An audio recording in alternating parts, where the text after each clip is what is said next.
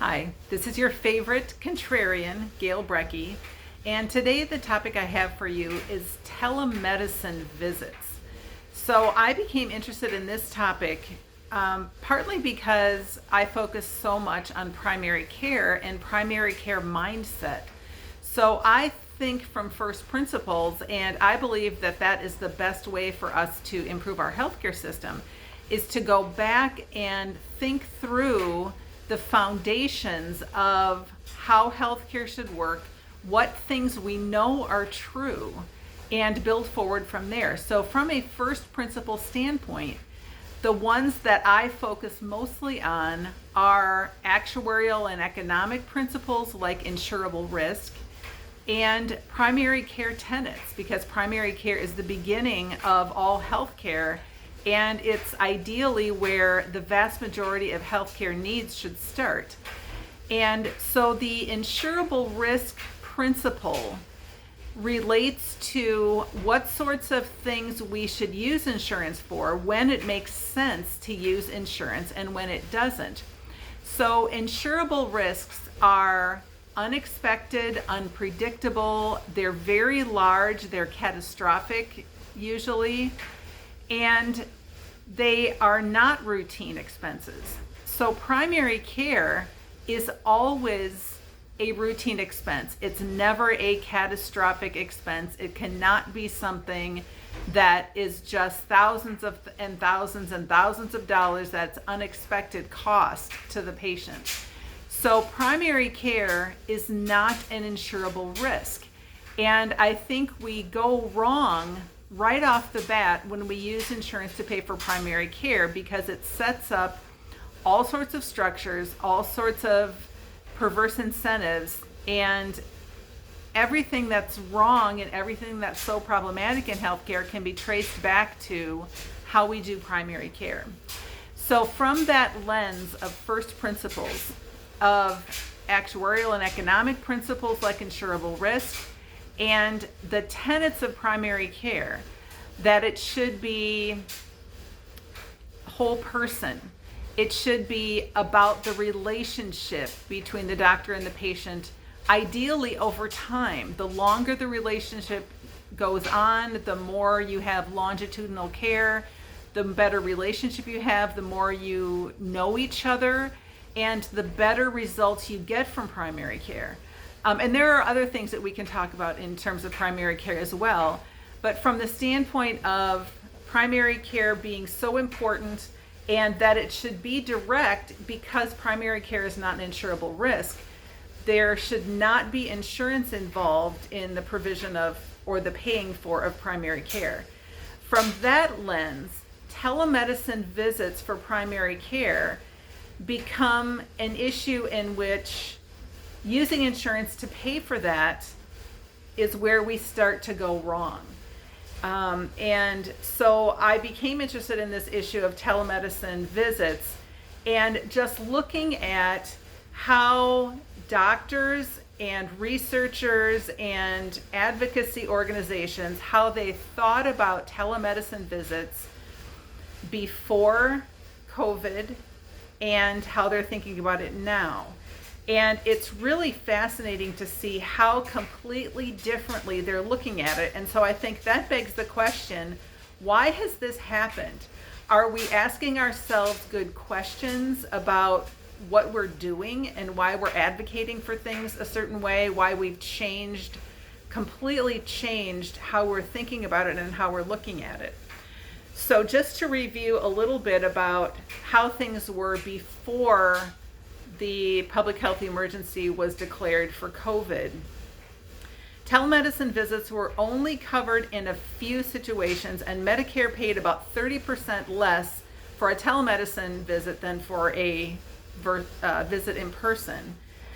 Clinicians at the time said that quality was better in person, that telemedicine was an inefficient use of their time, and they had liability concerns.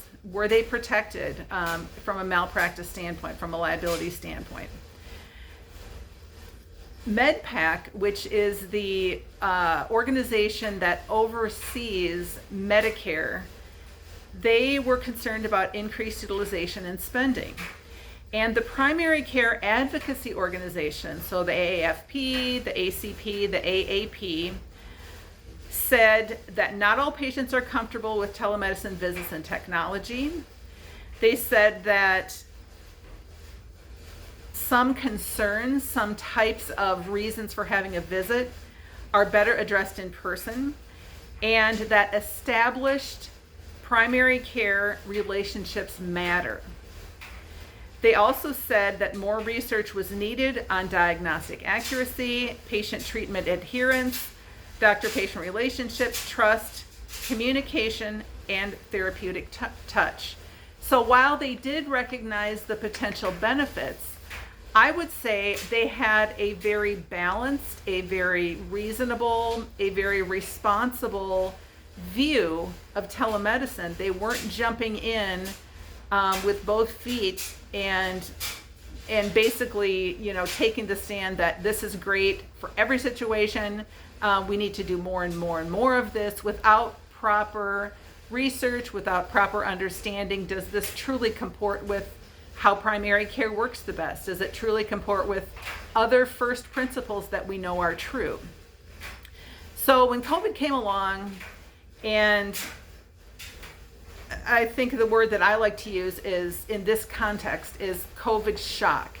I think that some of the responses to the pandemic in terms of healthcare and what sorts of things would be paid for and all of those kinds of changes were really, really dramatic. Before COVID, the Medicare telemedicine approach, the view, the rules about what would be paid for had basically gone pretty much unchanged since 2000. So from 2000 to 2020, it was just, everything was the same pretty much in terms of what kind of telemedicine visits Medicare would pay for. And then when the public health emergency was declared in March of 2020, and subsequent to that, the rules were dramatically and suddenly expanded. So there were all kinds of rule changes, who can perform telemedicine, who can receive it, where it can be done, how it must be done, how it is paid for, just numerous changes on all different aspects of it. And telemedicine visits for Medicare increased 766% in the first 3 months.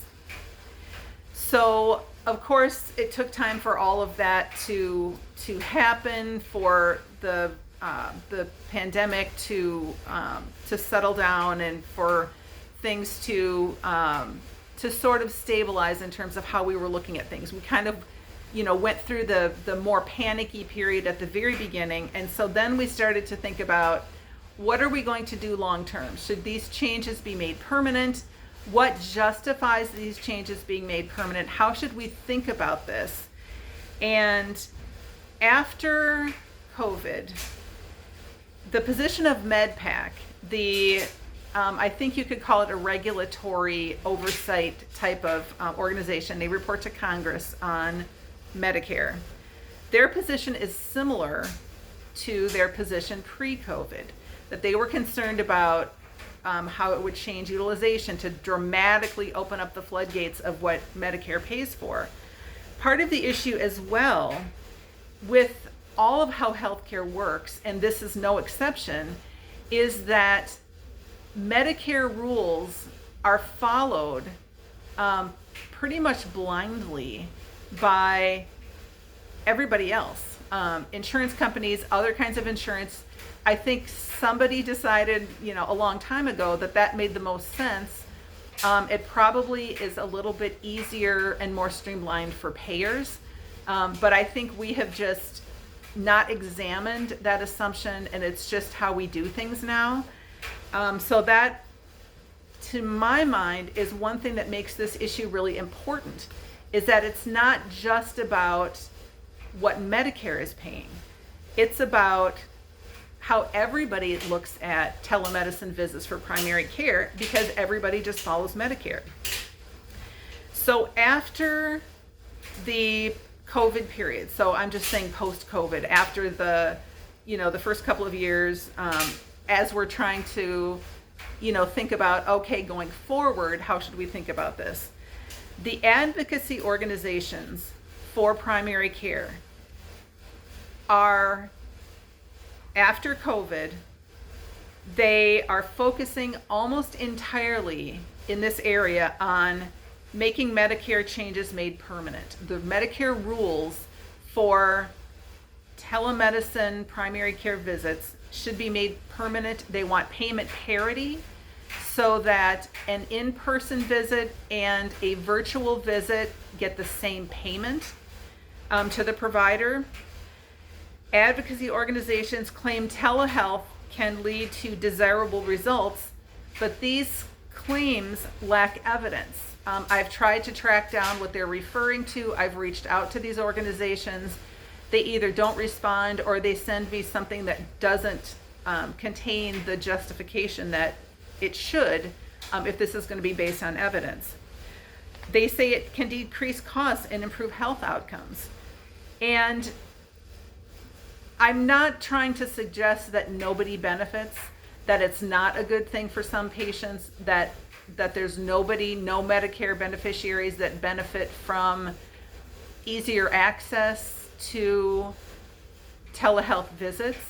I'm suggesting that the advocacy organizations and just in general how we think about this issue in healthcare is that we've totally changed our thinking. All of the things that we were concerned about before, all of the things that we wanted more research on, the doctor-patient relationship, the trust, the communication, the medication adherence or the treatment adherence, all of those things are very important to the results we get downstream. And they're all key things that primary care should be about. But we have just suddenly stopped paying attention to that. It's this bandwagon. It's this opportunity, maybe they're looking at it as an opportunity to have more payment come through Medicare or come through a collectivized mechanism like insurance. And I'm not sure what the reasoning is. It doesn't feel to me like there is a lot of reasoning.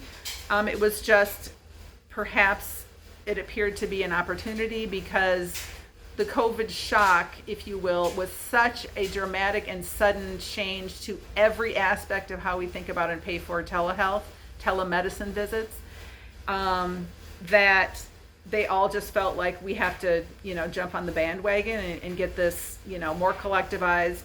But I think we are doing ourselves an enormous disservice to not think carefully, not ask the kinds of questions we asked before, not look for the kinds of evidence, not do the kind of research that before we said we need to do this, before we all say telehealth is the greatest thing ever. So I think this is an opportunity to think about things differently. This is an opportunity to look at a specific topic from the standpoint of first principles. So if we know in every other area of life, we know that it doesn't make sense to use insurance to pay for routine, affordable expenses. We don't do it for our cars. We don't use insurance to pay for oil changes. We know it would be ridiculous. We can imagine what that would look like. You'd have to have a big network. You'd have to worry about, is the garage or the service station that I want to go to, are they in network? What is the paperwork going to be like? How much of a wait is there going to be? That's what we encounter in primary care because we have set up these structures with the very mistaken notion that we're better off using insurance to pay for this, and we do it across the board everywhere, and we stopped asking ourselves good questions like, does this make sense? Does this comport with the first principles that we embrace and understand and know to be true in other areas of our lives, like car insurance, home insurance? We don't do anything like this anywhere else because we have convinced ourselves that healthcare is different and all the usual things don't apply. But I would argue that the reason we are struggling so much in healthcare on every dimension you can think of to try and make things better, and everything we try doesn't work, and things get worse all the time. Every year we're struggling more and more with workforce shortage and access and costs and spending.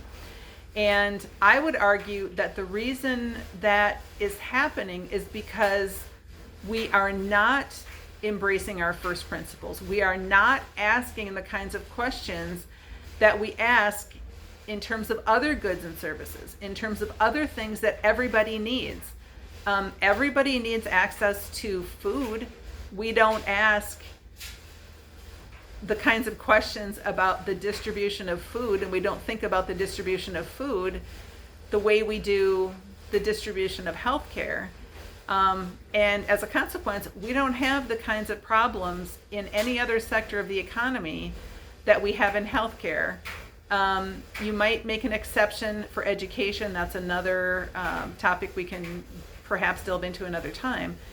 But I would argue that our movement away from first principles and our lack of asking good questions is at the root of what all of our problems in healthcare. And I think this topic, this telemedicine, and how it changed so dramatically, and how we think about it so differently, and how we're pushing for